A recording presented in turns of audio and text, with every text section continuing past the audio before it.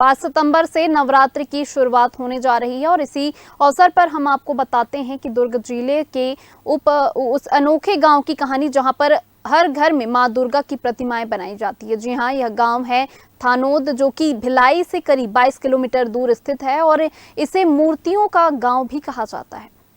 आपको बता दें कि करीब 10,000 की आबादी वाले थनौद गांव में लगभग 70 घर कुम्हार जाति के हैं। इसमें से 60 घरों के लोग पीढ़ियों से प्रतिमा निर्माण का काम करते आ रहे हैं।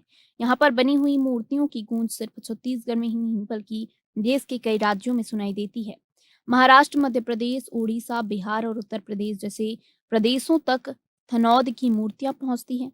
यहाँ पर हर साल 5,000 से अधिक प्रतिमाएं तैयार की जाती हैं। मूर्तियों की कीमत 50,000 से लेकर 2 लाख तक की होती है। मूर्तिकार बताते हैं कि अलग-अलग राज्यों में इन मूर्तियों की कीमत भी ज्यादा मिलती है, क्योंकि उनकी खासियत ही उन्हें अद्वितीय बनाती है। थनौद के मूर्तिकार राधेश्याम चौथी पीढ़ी के कारीगर हैं। वे बताते हैं कि मूर्ति कला का ज्ञान उन्हें अपने पुरखों से मिला और अब उनका बेटा भी इस परंपरा को आगे बढ़ा रहा है।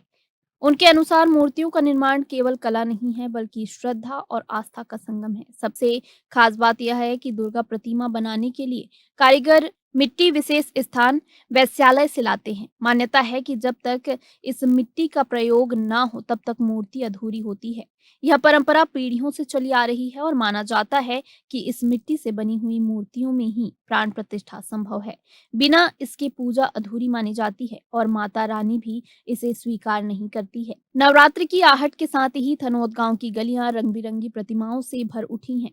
मिट्टी की खुशबू, रंगों की बौछार और हथौड़े की थाप मिलकर इस गांव को आध्यात्मिक धाम बना देती है।